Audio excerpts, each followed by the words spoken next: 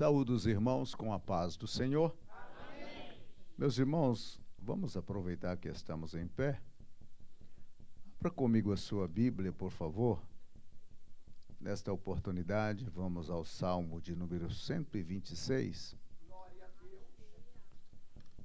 Oh, Deus. Aleluia. Bendito seja o nome do Senhor. Eu vou aproveitar que estão projetando aqui no telão, vou utilizar, porque a minha Bíblia que eu trouxe é em espanhol. Nos diz a palavra: quando o Senhor restaurou a sorte de Sião, ficamos como quem sonha. Então a nossa boca se encheu de riso e a nossa língua de júbilo. Então, entre as nações se dizia: grandes coisas o Senhor tem feito por eles. De fato, grandes coisas o Senhor fez por nós, por isso estamos alegres. Restaura, Senhor, a nossa sorte como as torrentes no Neguebe. Os que com lágrimas semeiam, com júbilo ceifarão. Quem sai andando e chorando enquanto semeia, voltará com júbilo trazendo os seus feixes. Glória a Deus. Muito obrigado, meus irmãos, podeis sentar. Eu quero, nesta oportunidade, agradecer a Deus por nos dar a oportunidade de estar aqui, nesta igreja, conhecendo este povo abençoado e conhecendo o pastor Auriberto, é isto? E a sua muito digna esposa, irmã Anísia, é isto? Eu agradeço a Deus pela vida do meu companheiro, o pastor José Moleiro, que me deu a oportunidade de poder vir aos Estados Unidos. Era uma promessa de 40 anos atrás, e imagine, 40 anos para poder estar aqui, mas valeu a pena esperar, viu, irmãos? Valeu a pena esperar. Eu sou pastor da igreja na cidade de Araçatuba. Araçatuba fica no noroeste do estado de São Paulo, próximo a 130 quilômetros de Três Lagoas, a primeira cidade ali entre São Paulo e Mato Grosso. E ali estamos. Não, MS, Mato Grosso do Sul, disso. Eu nasci no Mato Grosso do Sul. Eu sou de Nova Andradina. Então, então estamos ali, já vamos inteirar agora no próximo mês de dezembro, dia 8 de dezembro, estaremos fazendo 10 anos que estamos pastoreando aquela igreja. E o nosso desafio ali é um desafio bastante monumental para o nosso tamanho, né? E a gente agradece a Deus porque nos deu a oportunidade de viver este momento especial da igreja em Araçatuba. E a nossa história, a nossa história com Deus começou no ano de 1980, quando eu tinha de 18 para 19 anos e entreguei a minha vida para Jesus na cidade de Limeira, ali na região de Campinas, na igreja cristã presbiteriana pentecostal, pastor já de saudosa memória, pastor Davi Felipe de Miranda, que partiu para a eternidade. E naquela igreja, ela estava passando por um momento de avivamento. Sabe aqueles cultos que não tem um culto, que 2, 3, 4 são batizados com o Espírito Santo? Assim era o momento que estava vivendo aquela igreja. Eu entreguei a vida para Jesus, não sabia nem o que era Espírito Santo, quanto menos batismo no Espírito Santo, né? Mas entreguei a minha vida para Jesus. Eu venho de uma família, tradicionalmente, como a maioria das famílias no Brasil, católicas, e na minha casa a gente cultuava metade do ano aquelas novenas, aquelas dedicação aos santos do meio do ano, São João, São Pedro, e aquela questão toda que todo católico, ainda que não seja praticante, mas que tem em conta na agenda, né? E eu vim a Cristo. Eu estava passando um momento bastante difícil na minha vida, com 18 anos, porque logo aos 14 anos eu já estava envolvido com os meninos de rua e a gente saía no final de semana para barbarizar. Naquele tempo era o tempo da discoteca. Eu creio que alguém aqui da minha idade sabe o que eu estou mais ou menos dizendo. Eu estou com 62 agora. Não parece, é 62 num corpinho de 30, mas... não parece. Aleluia. E naquele tempo a gente saía com uns 4, 5, 6 garotos e a gente ia para essas discotecas, ia lá, armava uma briga. E era uma questão bastante difícil. Eu morava numa favela na cidade de Limeira, tinha um ribeirão conhecido como Ribeirão Tatu. O meu pai construiu um barraquinho ali e ele veio trabalhar numa empresa ali em Limeira e nós estávamos morando nessa época na cidade de Castilho, bem próximo, pegado a Três Lagoas praticamente. E aí, então, viemos com a nossa mudança para Limeira. E chegando em Limeira, a gente já conseguiu fazer amizade com o pessoal da favela e já sabe, né? Diz que um abismo chama outro abismo e a gente entrou nessa vida. E eu estava nessa vida e eu tive um dia uma triste cena na minha vida, porque eu andava armado com um punhalzinho, e eu tive uma discussão com o meu pai, e eu tive a infelicidade de puxar o punhal para ele. Ele trabalhava de carpinteiro, tinha um martelo grande, um martelo belota, aquele cabo grande, ele veio para cima de mim com o martelo, a minha mãe pulou no meio, foi uma cena bastante desagradável. E ele disse para mim, olha, tanta gente boa morre e você não morre. Aquilo conseguiu frechar o meu coração. E eu saí de casa pensando comigo, eu vou colocar um ponto final na minha vida. Porque se meu pai não me ama, minha mãe não me ama, ninguém me ama, não vale nem a pena viver. E eu saí. A cidade de Limeira, ela é circulada por um anel viário, e era uma época de safra de cana. Tem uma usina de cana na cidade de Iracemápolis, uma cidade que fica em torno de 11 quilômetros de Limeira, e os caminhões passam carregados com cana para essa usina. Eu disse, eu vou lá. E eu saí para fazer aquilo que eu tinha preparado, né? Então, para que você possa entender, eu estou aqui, então significa que falhou o plano, né? Falhou o plano. Eu fiquei 2 horas caminhando, esperando passar um caminhão. Eu não queria me jogar debaixo de um carro para não ficar só ferido, eu queria morrer. 2 horas, não passou nenhum caminhão e eu voltei para casa decepcionado, porque nem para suicidar eu servia. Então, o negócio era muito triste para o meu lado. E eu fiquei lá no quarto, pensando o que queria fazer da minha vida, depois daquela briga com meu pai. No outro dia, de manhã, era um sábado, passou na frente de casa um rapaz por nome de Juraci. Esse Juraci olhou para mim e disse, ô Caveira, porque esse era o meu apelido. Eu entreguei a minha vida para Jesus e eu até brincava com os irmãos que dia de chuva eu vinha no culto sem se molhar, só esquivando. Ele disse, ô Caveira, você não quer ir na igreja comigo? Eu tinha um pavor de crente, eu não gostava de crente para nada. Os crentes nunca tinham feito coisa alguma contra mim, mas eu odiava eles. E eu me lembro de um certo acontecimento em casa, que na metade do ano, meu pai levantava um mastro a São João e fazia o tipo de uma quermesse lá, estourava pipoca, rezava um terço, aquela coisa toda. E passou uns crentes na porta da nossa casa, e minha mãe saiu para atender eles, e um dos crentes olhou para aquele mastro e disse, isso é arte de padre, né? A minha mãe disse, não, meu marido não é padre. E já gritou para mim, traz aí a vassoura e vem com o rodo. E nós viemos e saímos atrás daqueles crentes, eles vão correndo até hoje. Eu tinha, nessa época, muitas vezes chutado caixa de som de crente na praça, quando eles estavam fazendo ar livre. Eu tinha um pavor de crente. E ele disse para mim, vamos a um culto hoje? Eu olhei para ele e pensei 1000 coisas para responder. E aí eu disse, vamos. Disse, vamos, eu estou precisando de arranjar uma namorada, e me disseram que as meninas crentes é muito bonita, né? É só ver a minha esposa, não estão mentindo, não. Aí eu disse, vamos, e eu fui. Era uma igreja do outro lado da cidade. E nós ia a pé. E eu dizia, estamos chegando? Ele disse, não, ainda falta um pouquinho mais. Desanima não, até que chegamos. Era uma meia água no fundo de uma casa, a igreja estava começando ali.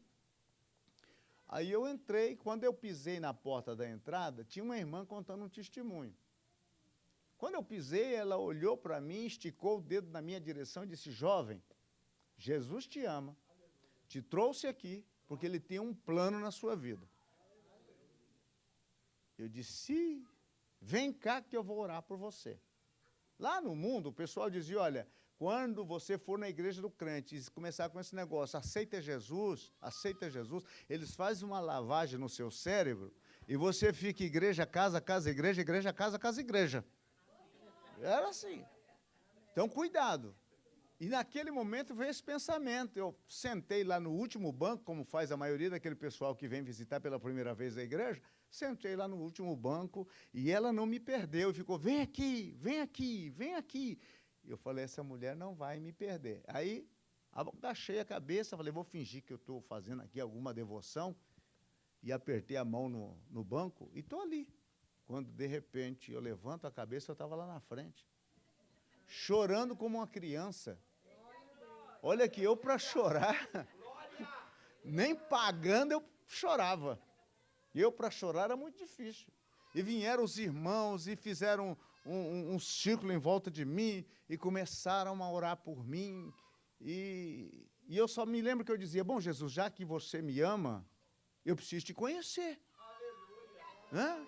Porque uma pessoa que ama a outra nunca lhe vai fazer o mal, sempre lhe vai fazer o bem. Falei, então eu preciso te conhecer. E ajoelhei, e o rapaz que era o pastor do lugar, agora tomou a palavra e disse, você não quer receber Jesus como Salvador? Eu queria tudo ali. Eu quero, claro que eu quero. Entreguei minha vida para Jesus. Oraram por mim. Eu tinha um cabelo, aquele cabelo Black Power, lembra? Cabelo Black Power, que eu penteava ele com um pedaço de madeira e 4 raios de bicicleta. A gente cortava para fazer o penteado, né? E era uma verdadeira casa de piolho aquilo lá. Entreguei a minha vida para Jesus e quando vim de volta, irmãos, eu vinha andando nas nuvens. Eles oraram por mim, parece que tiraram toneladas sobre os meus ombros. Eu estava leve, eu estava feliz, eu estava cheio de amor. Eu cheguei em casa, a primeira coisa que eu fiz foi me jogar aos pés do meu pai, pedir perdão a ele, prometi a ele que nunca mais eu faria o que tinha feito. Um irmão meu, que a gente tinha brigado por uma menina da favela lá, nós estávamos há 6 anos sem se falar, abracei ele, disse, eu agora sou crente, Jesus entrou na minha vida, e aí começou a minha vida com Cristo. Eu estava servindo a Jesus, com 15 dias tinha batismo em águas. O pastor disse, olha, vai ter batismo. Eu disse, eu quero. Sabe, um novo convertido, ele quer tudo, né? Ele quer tudo que tiver. Mas você fuma? Eu disse, olha, eu fumei, eu entreguei a minha vida para Jesus no sábado, o último cigarro que eu fumei foi no domingo, a meio-dia, nunca mais fumei. Ele disse, bom, então eu vou te batizar, mas se você voltar a fumar, Jesus vai te pegar e vai te enforcar. Entreguei, irmãos, fui para o batismo, 15 dias de batismo. 32 dias de crente eu fui batizado no Espírito Santo. Lá no porão da igreja, o lugar que fazia a vigília, tinha o culto toda sexta-feira, culto de oração, e depois seguia a vigília lá no porão. E eu fui para aquele porão. Eu me lembro que eu comecei a orar e, de repente, eu não vi mais nada a não ser que eu estava falando numa língua que eu nunca tinha falado. E das 11 até as 3 da madrugada eu não conseguia me conter naquele mover do Espírito Santo na minha vida. Aí chegou um dia, o pastor disse, olha, domingo nós vamos ter uma consagração aqui na igreja. Quem quer vir? Bom, novo convertido. Eu quero também. Ele disse, então vem. Começou às 6 da manhã e até o meio-dia, uma consagração, e nós estamos lá orando, quando de repente o pastor veio até onde eu estava, colocou a mão na minha cabeça e disse, te levarei para muitos lugares. Eu disse, bom, só Deus e eu sabia a situação minha. Eu não tinha 2 calças sequer, eu tinha uma calça e uma camisa. E minha mãe muitas vezes lavava a calça e eu ficava enrolado na toalha esperando a calça secar para vestir e ir para o culto. E sapato, eu não tinha sapato, eu tinha um par de sandálias. Né? Hoje, lá no Brasil, é chique calçar Havaianas. Naquele tempo, Havaianas era... E a minha, uma correia era azul, outra era amarela. E aquele nozinho que tem embaixo caiu e eu atravessei um prego. E aquilo eu vinha assim, irmão, soltando fogo pela estrada. A minha situação é muito difícil. E eu ouvi o profeta dizer para mim que eu ia estar em muitos lugares. Eu disse, Senhor, te levarei para outros países, falarás outros idiomas. E eu, debaixo daquilo lá, eu estava pior do que Tomé. Eu dizia comigo, ou Jesus tem poder para fazer isso, ou ele é meio, né? Porque quando eu pensei isso, eu disse, mas nem sapato tenho. O profeta disse, te darei sapato. Não tenho camisa, não te darei camisa, te darei calça, te darei esposa, te darei filho. E você verá o que eu farei com a tua vida. Então, foi assim que começou a minha vida na questão ministerial. Chegou uma equipe da Jocum de BH, Belo Horizonte, na nossa igreja. Era 8 jovens, e eu logo me agarrei com eles. A gente ia, naquele tempo, as consultas eram feitas pelo INAMPS, eu não sei se vocês se lembram disso, não faz muito tempo não, irmão, foi ontem. E às 3 da madrugada estava uma fila que rodeava o quarteirão no centro da cidade para poder marcar a consulta. E eu ia com o grupo de jovens para a gente distribuir folheto, falar de Jesus, 4 da manhã, 5 da manhã, pregação na praça, eu estava em todas. Eu não perdia nada. E então o irmão Hélio Adão Caldas me disse para mim, irmão Aparecido, vejo você tão envolvido, por que você não vai fazer uma escola de missão na Jocum? Eu disse, eu? É? Eu disse, mas eu não tenho trabalho, eu não tenho roupa. Eu só conhecia a frase, eu não tenho. Depois desse tempo, eu passei a conhecer aquela frase, eu tenho. Porque quem tem Jesus tem? Quem não tem, não tem nada. E eu, então, comecei a pensar, eu tinha ganhado um Novo Testamento desse grande, dos Gideões Internacionais, lembra-se? Tinha aquele grande, me deram um daquele e eu sempre estava com ele. Aí eu fiquei com aquela voz do Hélio Adão me dizendo, por que você não vai fazer a escola de missão na Jocum? Por que você não vai fazer a escola de missão em Jocum? E o novo convertido, ele tem umas coisas que só ele entende, irmão. Não adianta, não adianta, é ele que entende, é a linguagem dele, é como um bebê que nasceu, é a linguagem dele. E eu cheguei do culto e entrei lá no quarto da nossa casa, lá no barraquinho, e eu disse, bom, Senhor, se o Senhor tem realmente tudo isso para mim, naquilo que foi profetizado lá pelo pastor, naquilo que os meninos da Jocum estão falando, naquilo que o Hélio está me instigando para fazer, o Senhor vai falar comigo agora. Eu vou abrir um texto bíblico aqui e aquele texto que eu abri será o Senhor me dirigindo. Era aquela macumbinha evangélica. Né? Eu peguei o Novo Testamento e pá! Atos capítulo 9, versículo 15. Vai, porque és para mim um vaso escolhido para levar o meu nome. Eu falei, mas foi muito direto, eu fechei e falei, não, agora vai ser verdade, né? A prova dos 9. Fechei o Novo Testamento e abri de novo. Vai, porque és para mim um vaso escolhido para levar o meu nome. E eu fui para Jocum, no ano de 1983, fazer a escola de missão. Fiquei na Jocum, final da escola voltei para Limeira. Quando cheguei na igreja, o pastor já me colocou eu como líder da juventude, aquela questão toda, e vai daqui, vai dali. Conheci a Francisca, era muito bonita para deixar solteira, casei logo com ela, né? E eu me lembro que eu pensei, bom, agora a vida aqui é final de semana, frango assado e Coca-Cola na casa da sogra. E a vida que segue, dando glória a Deus e aleluia. Eu estava feliz da vida, estava trabalhando no Varga. O Varga era uma indústria de servo-freio para os veículos. E eu estava ali, né, trabalhando, e tranquilo. E um dia eu estou na máquina ali, na máquina de testar os freios, veio aquela vontade de chorar, e eu corri para o banheiro e fui chorar. Aí eu não consegui. Aquela noite eu fiquei banheiro, máquina, máquina, banheiro, banheiro, máquina, máquina, banheiro. Semana toda, numa tribulação como esta, sem saber o porquê que eu estava nesse estado. A nossa igreja ia ter um retiro para os jovens no período do carnaval. Isso já no ano de 1986, fevereiro de 86, ia ter esse retiro. E eu, então, comecei a pensar, eu vou nesse retiro. E eu sentia que Deus queria falar comigo. Ele queria falar comigo. E eu queria ouvir o que ele tinha para dizer. E, então, eu me lembro que fui falar com o Cláudio, que era o encarregado da sessão, ele era do Partido Comunista. E eu falei, Cláudio, eu vou num retiro da nossa igreja. Ele disse, não, você não vai. Ele disse, não, eu vou. Ele disse, não, você não vai. Eu disse, eu vou.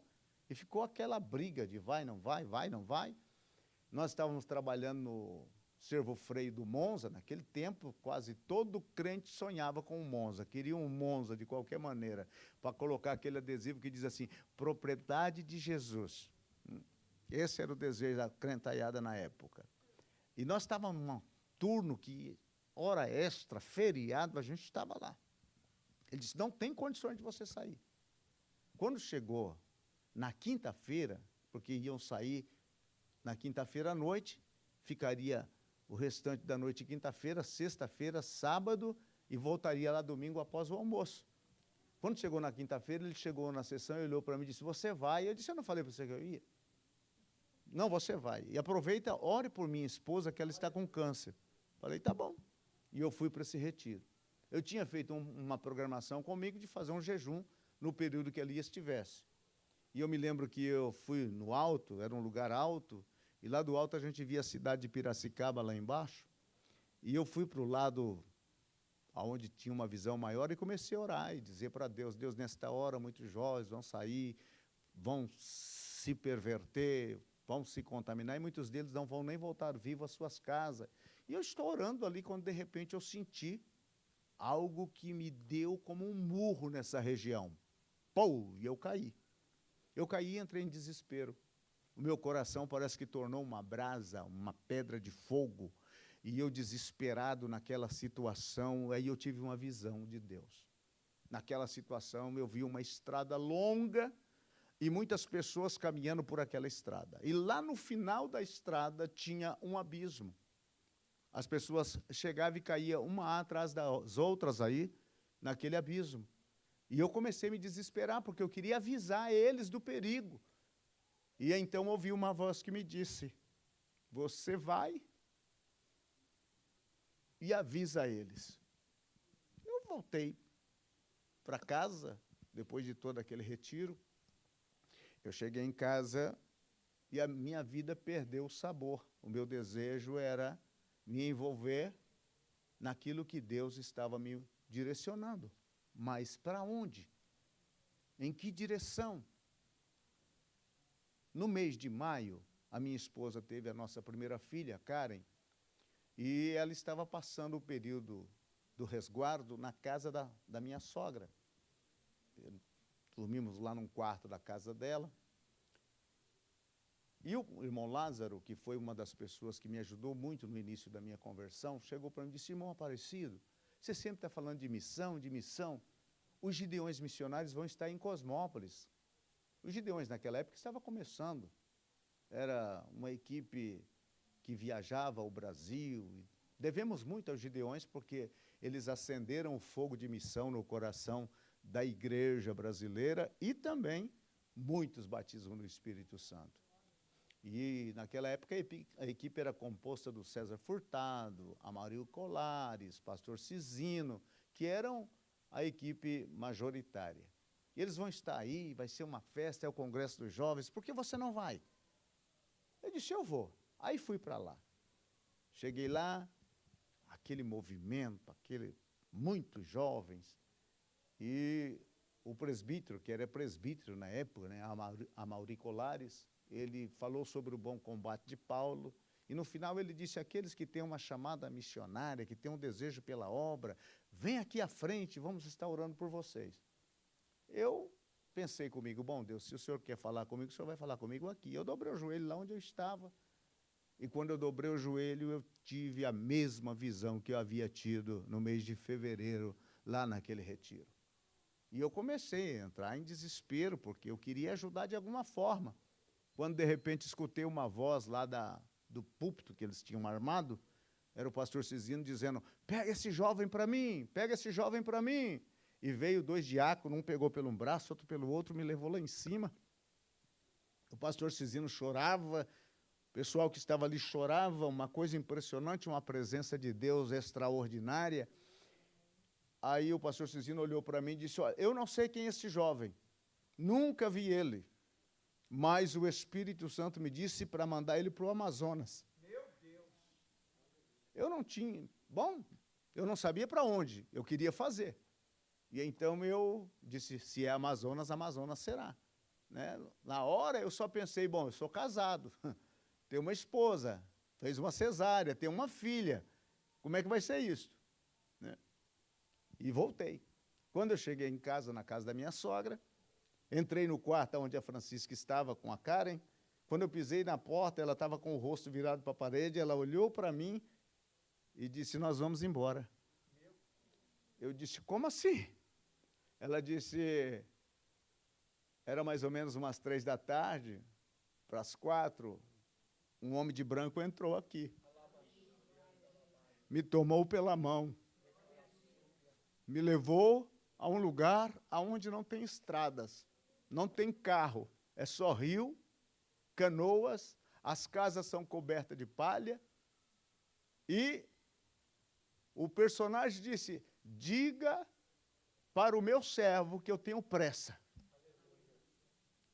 Eu voltei para a empresa, cheguei para o Cláudio e disse: olha, acerta o meu que eu estou indo.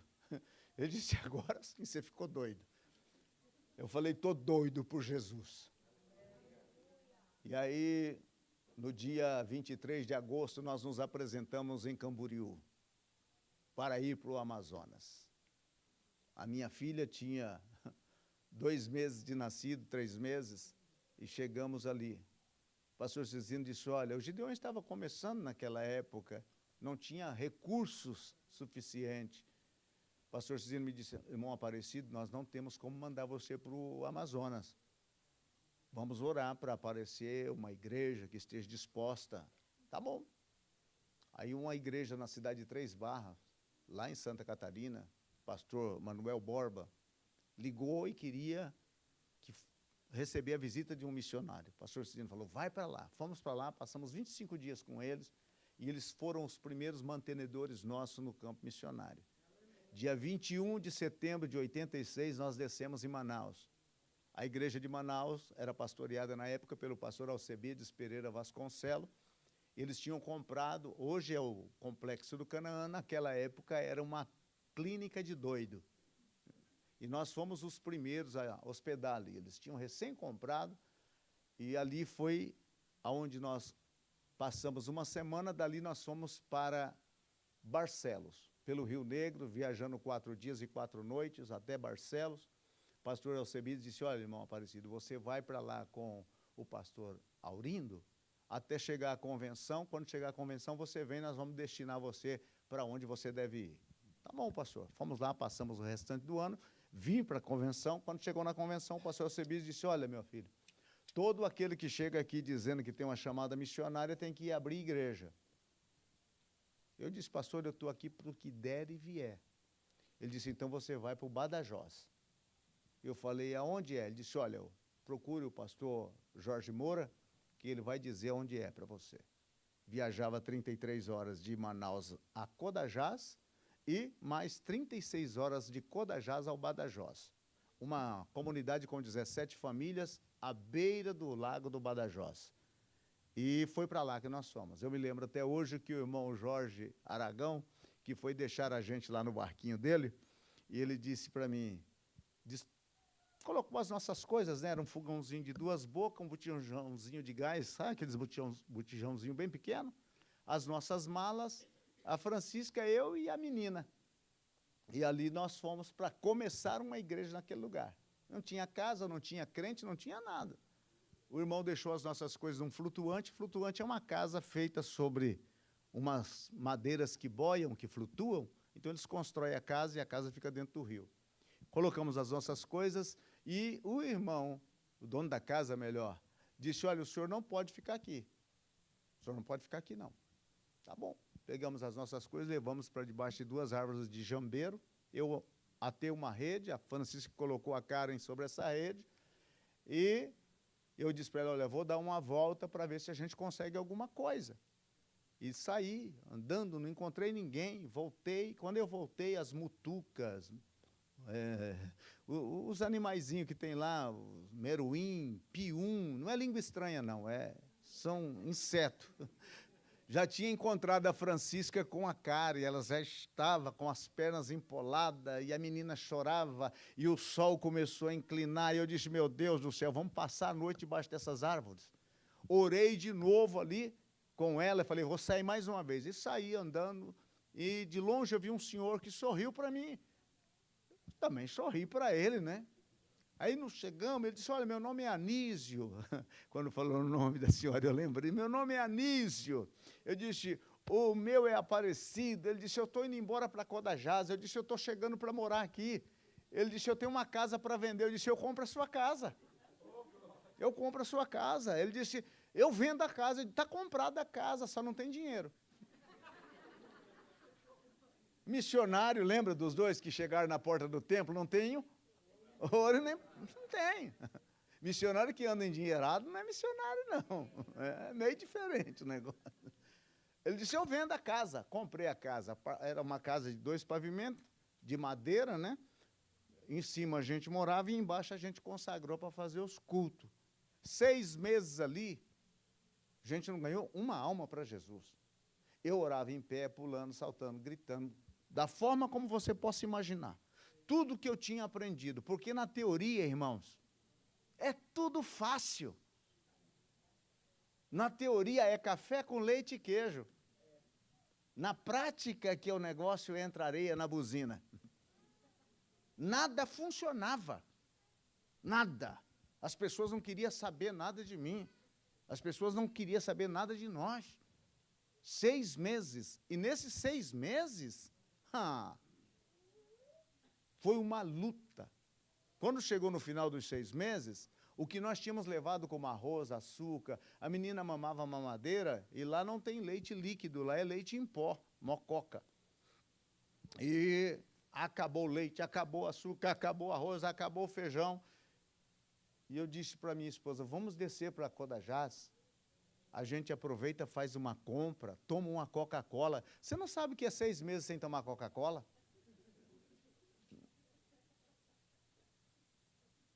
Nós tomamos a Coca-Cola, passa uns dias lá, tá bom, arrumou a mala e fomos orar para aparecer um barco, porque tinha que aparecer um barco para a gente poder ir.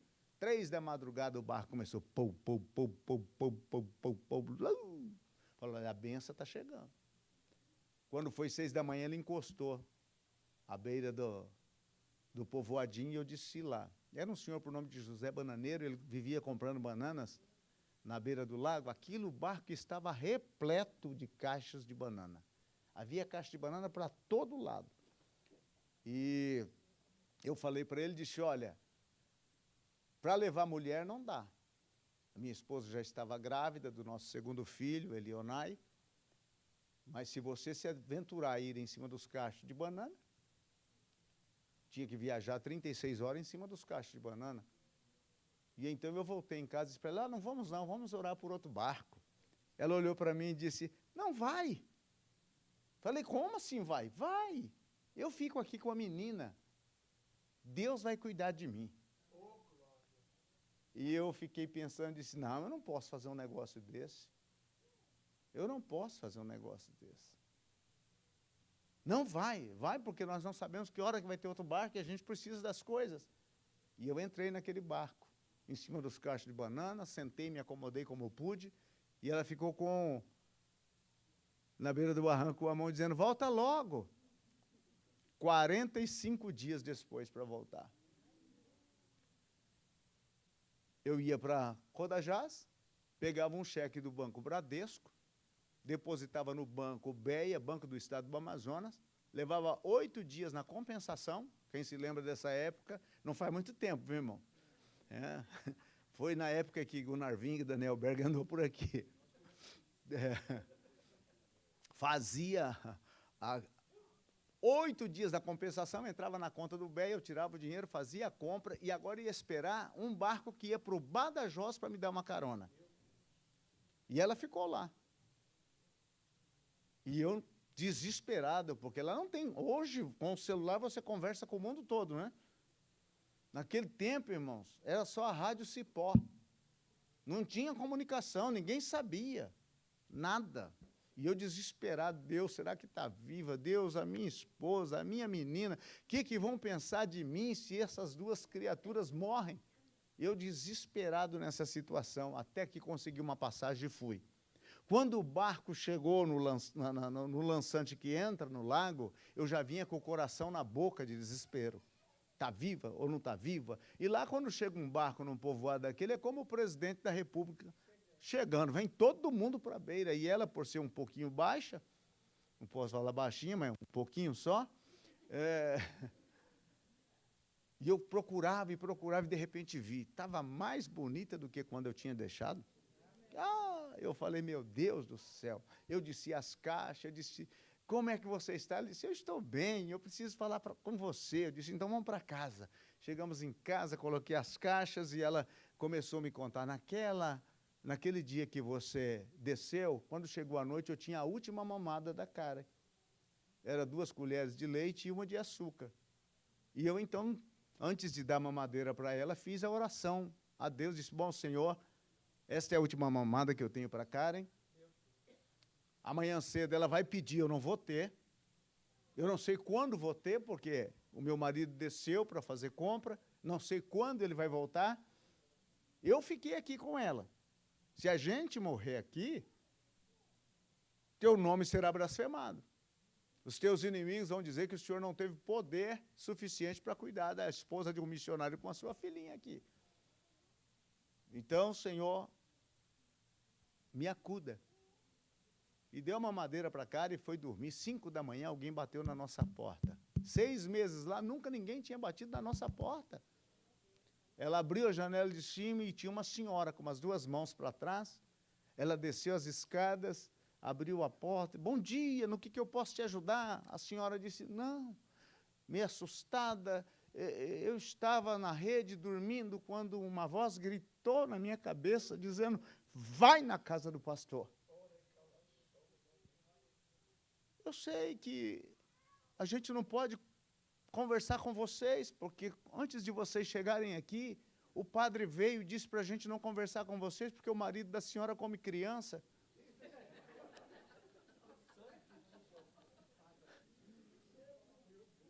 E aí entendemos o porquê que a gente não conseguia nada naquele lugar, mas eu estava lá e essa voz gritou na minha cabeça, insistiu comigo, eu não sei o que eu estou fazendo aqui, mas na hora de vir, eu pensei, vou levar alguma coisa para ela, e estou trazendo para a senhora esse quilo de açúcar, essa lata de leite, eu sei que a senhora não precisa. A minha esposa se jogou no pescoço dela, falando em língua, ela disse, o que é isso? É bênção, eu falei com Deus sobre isso ontem, antes de dormir, e hoje ele já atendeu. Aí ela disse, a partir daquele momento, as portas se abriu. Um menino chegou com um cipózinho, com uns peixinhos, e disse, Dona Francisca, aqui que a minha mãe mandou uns 4 peixinhos com um saquinho de farinha, e daquele dia em diante, farinha e peixe em casa nunca mais faltou. Né? Peixe, farinha e peixe sempre. Né? Como a gente queria mudar sempre o cardápio, né? De manhã, no almoço, a gente comia farinha com peixe. À noite era peixe com farinha, para não repetir o mesmo cardápio. E ela disse, agora você chegou, eu já tenho uma igreja. Eu disse, eita nós. Já tenho. Eram uns menininhos assim, pequenininhos, peladinhos, barrigudinhos. Cheio de lombrigas, aqueles meninos.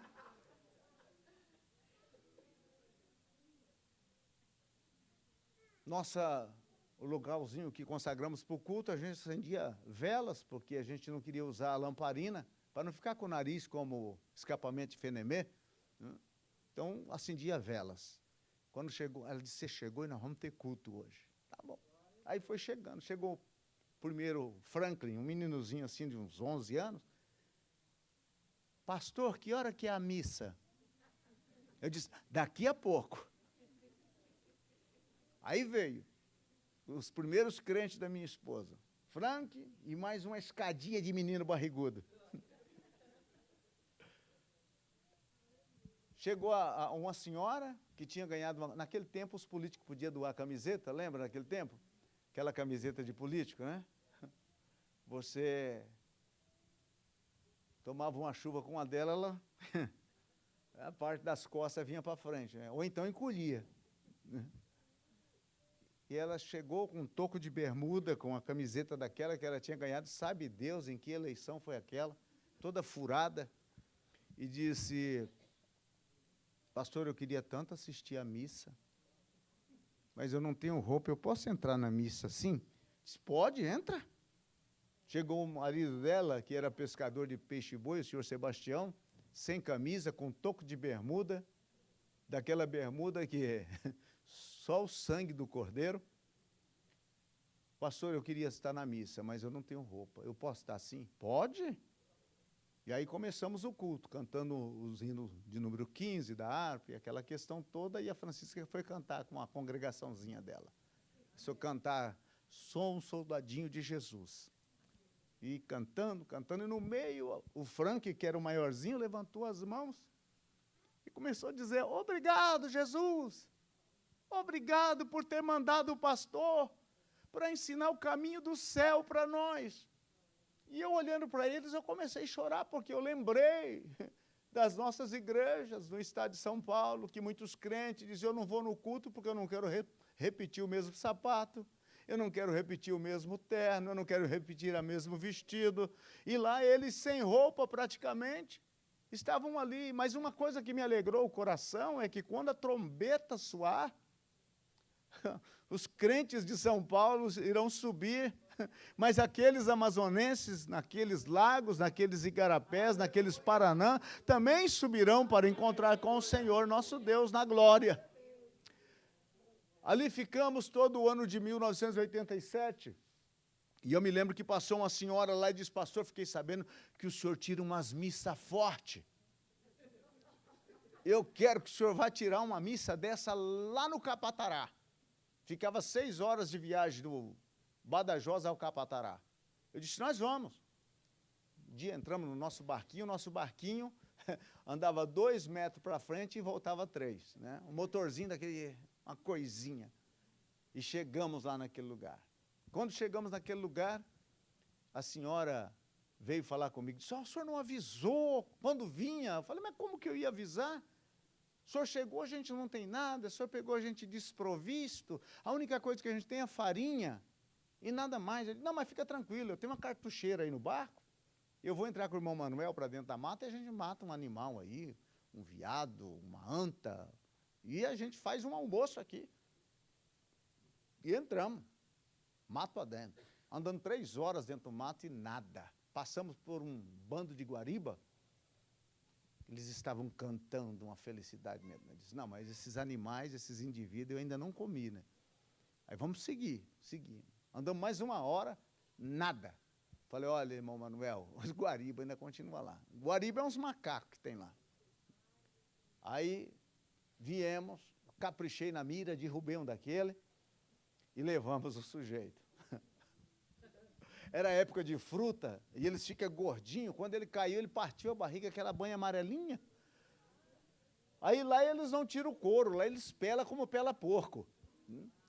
E fica aquele, parecendo uma criança assim, os dentinhos sorrindo. Eu nunca tinha comido aquilo, eu falei, meu Deus do céu, hoje vai ser uma luta. O tempero era água e sal. E cozinha aquilo numa caçarola grande assim, e comer aquilo com farinha. E eu fui lá para o barco, e lá eu orava, dizia, Jesus, converte o meu estômago. Tem misericórdia de mim, eu nunca coloquei coisa dessa natureza na boca. Aí gritaram lá, está pronto! E fomos para lá. Aí puxa o caldeirão no meio da casa, o pessoal, em volta daquele caldeirão, cada um serve um pedaço daquilo com farinha e vai comendo, né? Eu disse, deixa eu orar primeiro. Orei, cabecinha dele em cima, com aqueles dentes de fora, sorrindo para mim. Eu disse, meu Deus do céu. Pensa no desespero. Depois da oração, a senhora da casa disse, pastor, eu vou te dar um pedacinho que o senhor vai gostar. E pegou a mãozinha dele e colocou assim. E eu comecei a roer aquele negócio lá, né, com um pouquinho de farinha, e vai daqui, vai dali, aí comi um bracinho. E o negócio foi aumentando, a irmã, a dona da casa disse, come, meninos, porque senão o pastor vai deixar a gente sem comida. À noite, tinha pessoas que vieram de canoa, de remo, 8 horas de remo, para poder estar na missa forte. O marido dessa senhora estava com uma infecção nessa região do nariz, que estava realmente podrindo tudo. Não tinha luz. Eu aprendi a cantar e ler a Bíblia sem luz, irmãos. Quando não dava certo assim o versículo, eu metia uma parte minha, por minha conta e risco, cantava como podia sair, vai que vai. Fizemos o culto. Na hora do apelo, 9 pessoas para Jesus. 9 pessoas. Na hora da oração, o Senhor curou o senhor que tinha infecção, o dono da casa, e ali ficou um ponto de pregação da Assembleia de Deus. Capatará. Eu não sei até que hora que eu posso ir, quando eu começo a falar, irmãos, é 2, 3 horas. Já acabou? Aleluia! Não consegui nem falar metade. Quando chegou no final daquele ano de 87,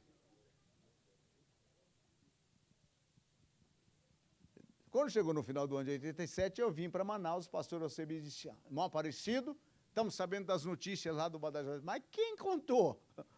Ele disse, você nunca leu na Bíblia que Eliseu disse para Geazi, o meu espírito porventura não foi contigo? Eu estou sabendo o que está acontecendo lá, mas eu preciso de você em outro lugar. Falei, tá bom, pastor, aonde o senhor mandar, eu estou aqui para obedecer. Ele disse, você vai para o estirão do Equador. Quando ele encheu a boca e falou o nome, eu falei, deve ser coisa boa. Porque para ter um nome desse tamanho, só pode ser bom. Né? Eu perguntei para ele, aonde é, pastor? Ele disse, procura o pastor Antônio, que veio corrido de lá.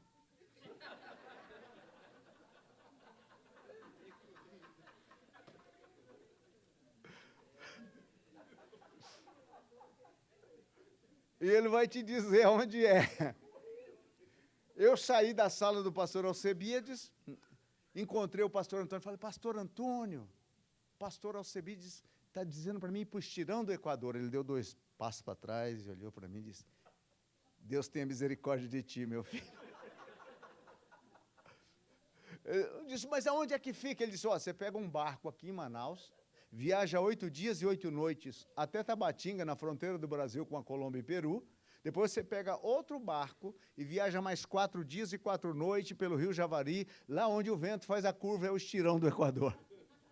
Falei, meu Deus do céu. Mas eu estava cheio de vontade, não havia dificuldade. Entramos no barco e fomos para lá. Ficamos 5 anos nesse estirão do Equador. 5 anos ali. Recebemos uma igreja que era construída de madeira e os cupins já tinham comido até a altura de janela. E ela estava meio inclinadona assim para cair.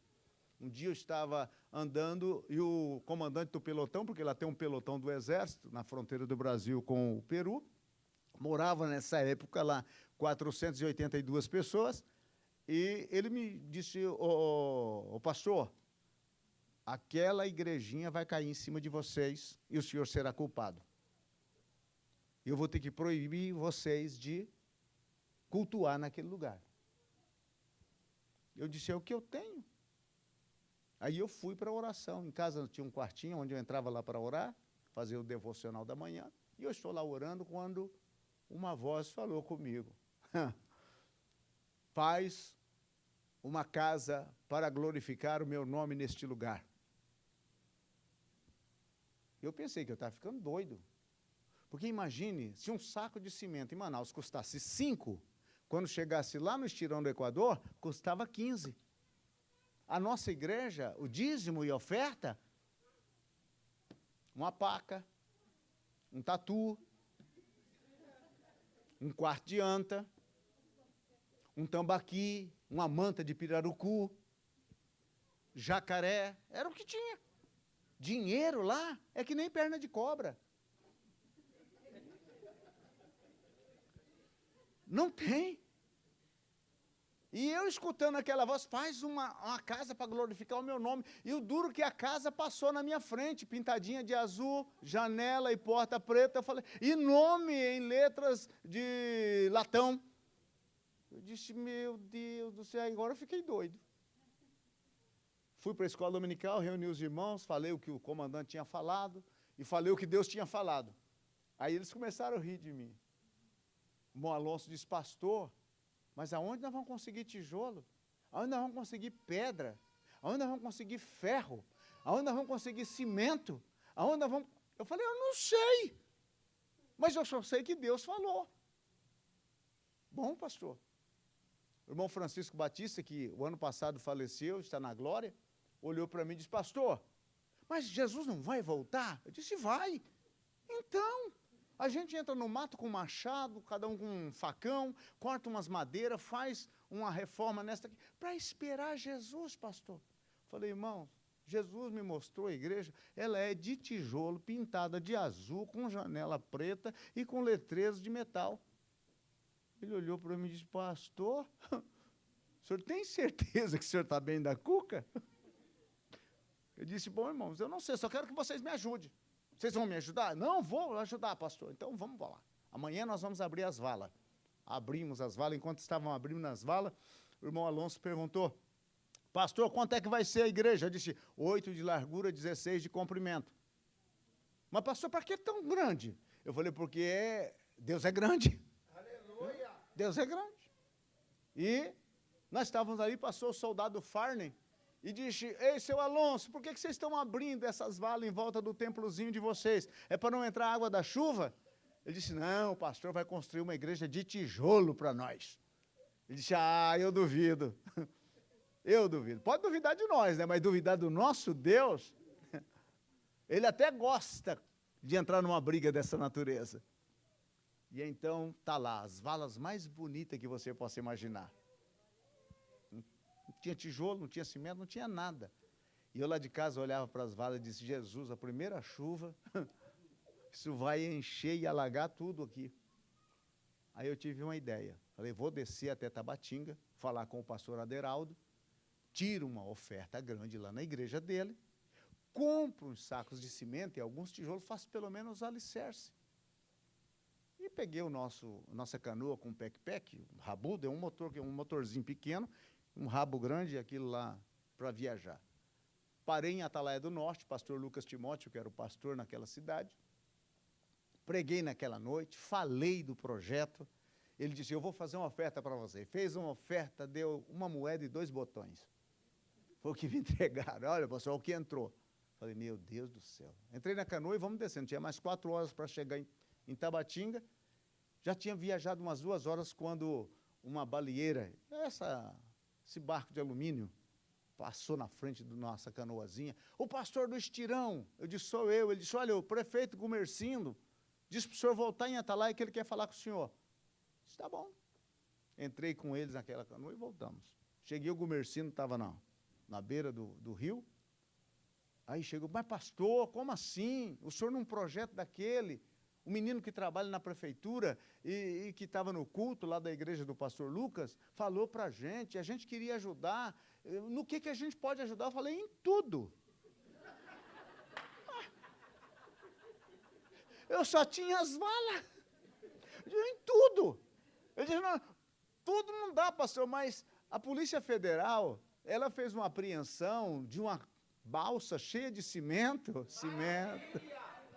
vindo de Iquitos, no Peru, entrou clandestino pelo Rio Solimões, e distribuir esse cimento com as prefeituras de Amaturá, Santo Antônio do Sá, São Paulo de Olivença, Benjamin Constant, Tabatinga, e aqui para Atalaia veio 300 sacos.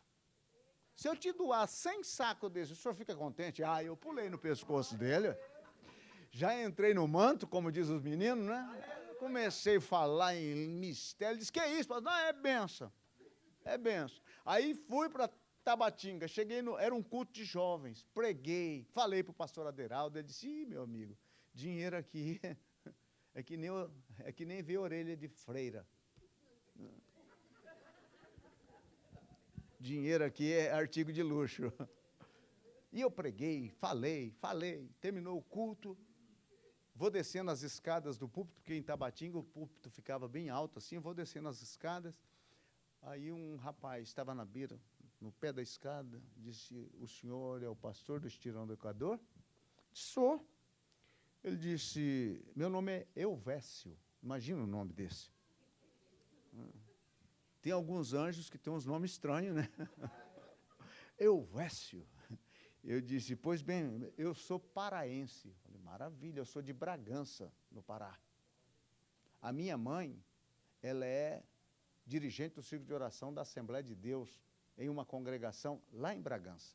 Ah, tá bom. O que mais?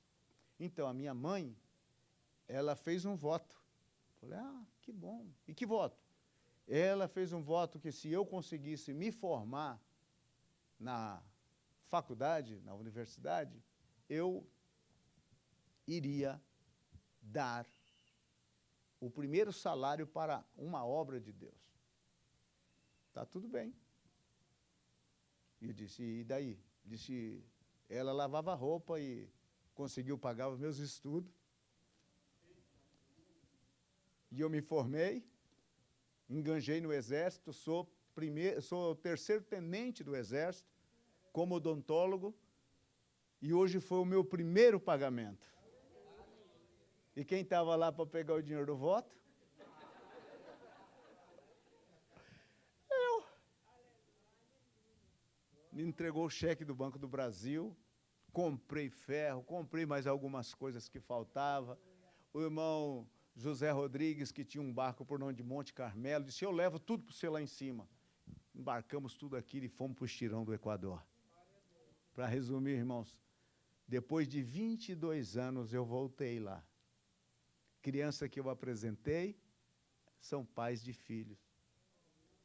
O templozinho, que a cinta de amarração é com arame farpado, e as esquinas das colunas é com aquele tubo de água galvanizado, está de pé até hoje.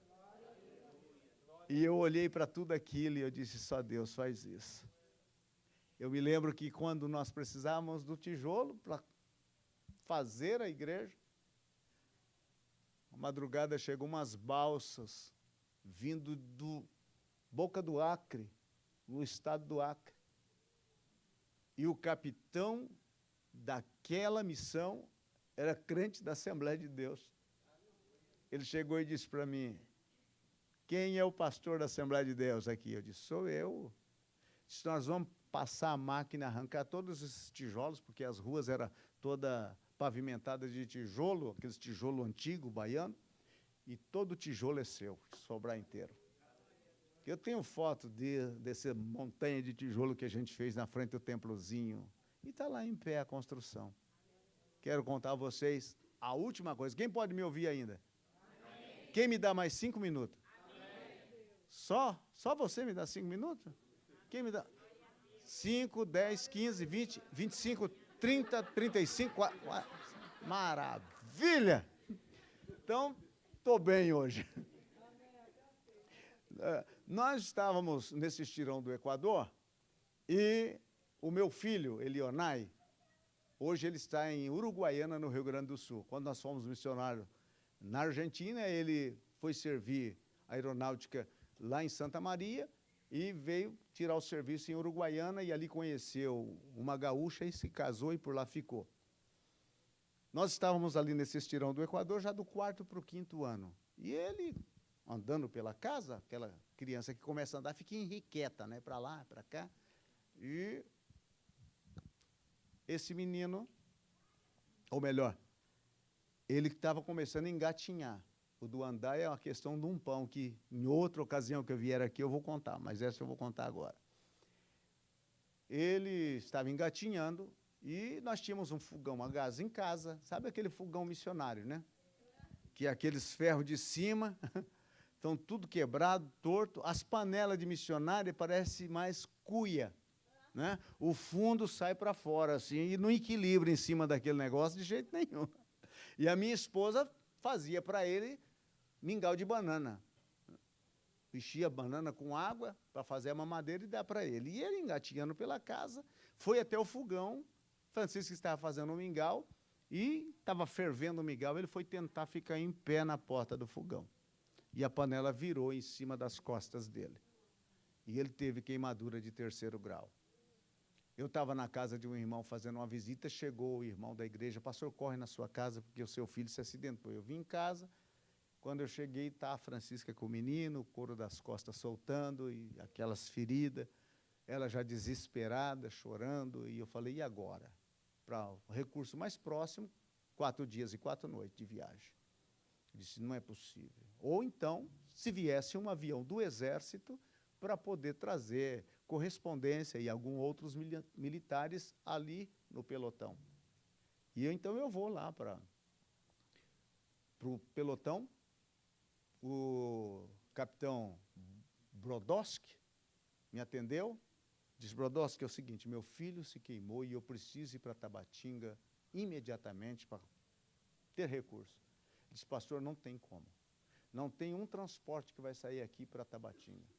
E nós não vamos receber voo de avião, porque já recebemos o voo.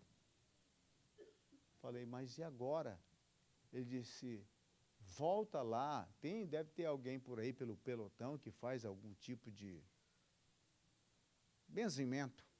O senhor não vive falando lá na igreja que o seu Jesus é poderoso?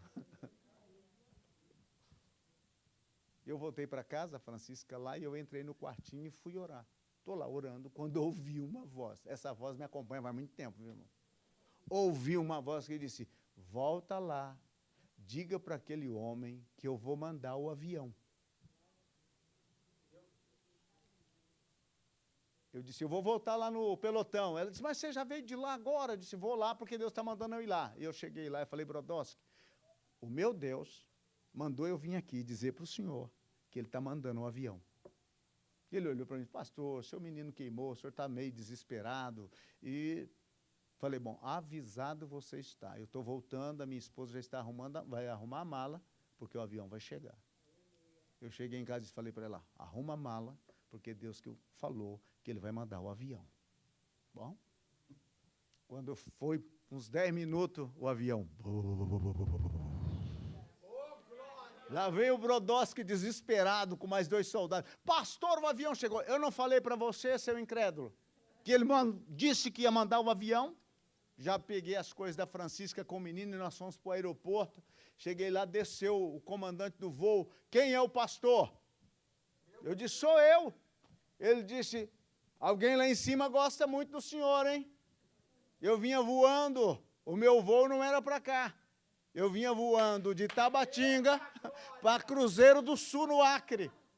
Mas quando eu estava na região do Estirão, uma voz disse, desce lá e socorre o meu filho.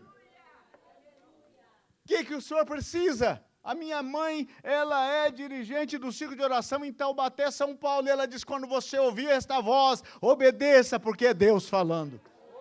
O que o senhor precisa? Eu disse, o meu filho queimou e a minha esposa precisa estar urgente em Tabatinga. Ele disse, entra aqui, entra aqui. E foram para Tabatinga. Este é o Deus dos missionários. Você pode ter necessidade, mas Ele supre as necessidades. Ele é Deus, Ele é Deus. Se é para Deus, esse aplauso pode ser melhor. Ele é Deus. Glória a Deus. E quando ele vem visitar-nos, está em casa, que ele tira a camisa, que eu olho a cicatriz, eu disse, Deus, hein? Deixou até a cicatriz para mim não esquecer. Muito obrigado, pastor. Em outra ocasião, irmãos, daqui mais 40 anos, eu volto aqui para falar da Colômbia, para falar da Argentina, tá bom? Meu muito obrigado, desculpa o horário, pastor. Me perdoa. Amém.